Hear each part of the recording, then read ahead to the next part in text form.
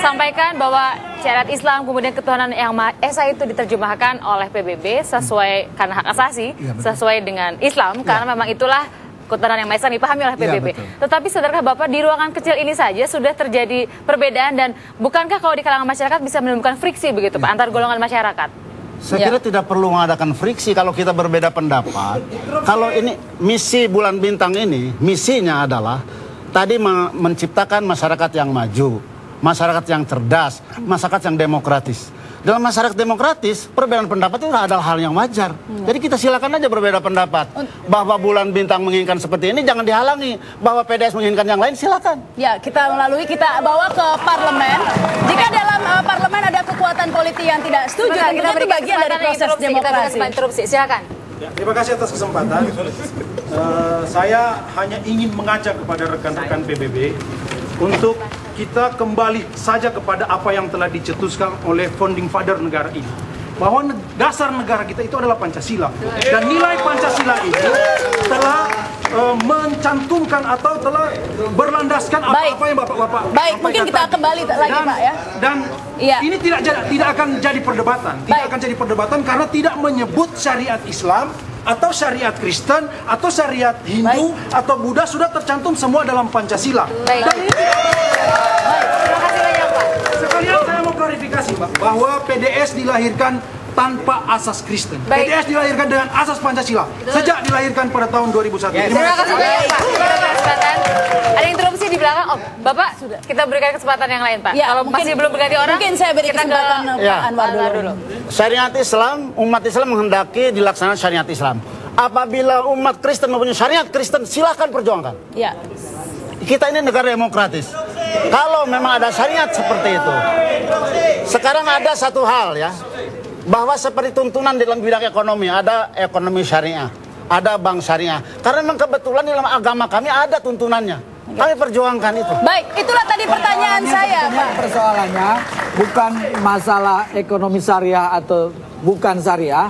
Persoalannya adalah apakah itu menyangkut siapa? Syariah itu berlaku untuk penganut Islamkah?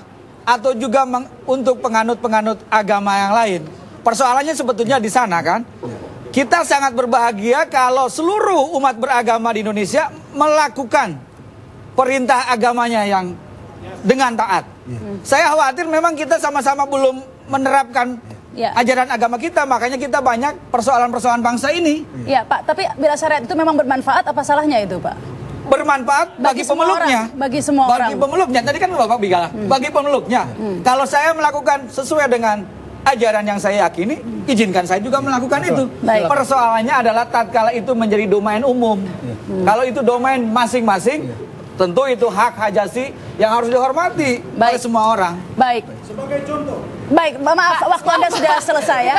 Saya sebenarnya tertarik tadi, saya ingin kita tadi telah berdiskusi panjang lebar tentang syariat Islam, dan kebetulan seperti disampaikan Pak Anwar tadi, kebetulan di Islam ada syariat Islam dalam ekonomi, kesehatan dan lain-lain yang diharapkan bisa menjawab masalah bangsa. Itu tadi pertanyaan yang sebelumnya belum Anda jawab, Pak. Sebenarnya gini, Pak, apa sih solusi dari PDS untuk menghadapi masalah bangsa ini? PBB sudah punya jawabannya dengan menegakkan syariat Islam. Jadi begini, Pak. Jadi kita dalam pikiran kita harus bedakan hubungan horizontal antara manusia dengan manusia dalam kehidupan bermasyarakat, berbangsa, dan bernegara. Ada hukum yang lain adalah yang mengatur hubungan manusia dengan Tuhannya. Dan disitulah sebetulnya sebuah kepribadian. Tidak bisa negara mengintervensi hubungan manusia dengan Tuhannya. Kita harus membiarkan itu. Dalam kerangka kesejahteraan, masyarakat kita punya dasar negara. Pasal 33 Undang-Undang Dasar 45, bagaimana ekonomi kerakyatan itu menjadi dasar bersama. Baik, jadi menurut Anda. Baik, silakan Pak. Mbak. Saudara sekalian, bagi Partai Bulan Bintang ini kan sebuah perjuangan aspirasi masyarakat. Jadi kita membentuk sebuah partai politik itu adalah bagaimana kita menyalurkan aspirasi masyarakat. Ada aspirasi masyarakat umat Islam di dalamnya. Bahwa perjuangan kami ini adalah perjuangan konstitusional. Bagaimana Quran dan hadis, bagaimana nilai-nilai Islam itu dapat kami jadikan sebagai sumber dari segala hukum untuk diperjuangkan dalam rangka pembentukan undang-undang. Perjuangan Partai Bulan Bintang dalam rangka membentuk undang-undang. Kalau undang-undang berdasarkan nilai-nilai Islam itu sudah masuk dalam hukum positif, itu berlaku untuk negara ini. Jadi tidak ada sebenarnya sebuah kelompok, sebuah agama yang dirugikan dengan kita perjuangan kita melalui konstitusi. Karena itu pasal bahwa ekonomi bangsa Indonesia di dalam parlemen. Terima kasih banyak Pak. Ekonomi sudah diatur begitu Pak. Ada Undang-Undang Dasar pasal 33 bukan nanti kok ada syariat Islam, kalau tetap ada perbedaan jadi berbenturan begitu Pak. Sementara Bapak tadi menyadari dan meyakini dan mengakui bahwa PBB itu taat kepada NKRI, kemudian yang mengakui hanya Pancasila dan Undang-Undang Dasar 1945, Pak. Ya, sebenarnya undang-undang tentang syariah bank syariah juga ini diatur oleh pemerintah. Kita tidak melaksanakan semau-mau kita. Pemerintah menghendaki seperti itu, disetujui oleh pemerintah, dan kemudian masyarakat mau menerima, why not? Untuk dilaksanakan. Dan tentang berbenturan tadi, sebenarnya dalam hukum Islam juga banyak sumber-sumber lain selain Undang-Undang Dasar. Ada hukum dari zaman Belanda, ada hukum adat, dan apalagi syariat Islam di mana mayoritas memang orang Islam, wajar jika diserap dalam hukum positif. Bukan begitu, Pak? Betul. Jadi kan sebetulnya masyarakat Indonesia ini masyarakat yang sangat berbudaya. Hampir semua suku bangsa di Indonesia ini punya hukum adat. Ya, hukum adat yang sudah berkembang dalam suasana yang mungkin juga antar orang pemeluk yang berbeda agama, Pak. Ya kan? Orang yang berbeda agama di berbagai kota, di berbagai kampung di Indonesia bekerja sama dalam hal pertanian, dalam hal pengembangan masyarakat. Maksud saya, mengapa hal-hal yang sama ini tidak menjadi yang dikedepankan? Mengapa hukum adat ini tidak menjadi sumber daripada ini yang sudah bicara, Bapak sudah bicara dua-duanya kan, Pak? Jadi persoalan kita adalah sebetulnya salah satu sumber daripada sumber hukum kita adalah menggali hukum adat mungkin Indonesia. Saya beri kesempatan Pak Anwar dulu, hukum adat Indonesia ini menurut saya telah mengantarkan bangsa ini dalam sebuah kebinekaan tunggal ikaan dan hidupnya nyaman dalam berbagai kesempatan. Pak Anwar. Silakan Pak Anwar.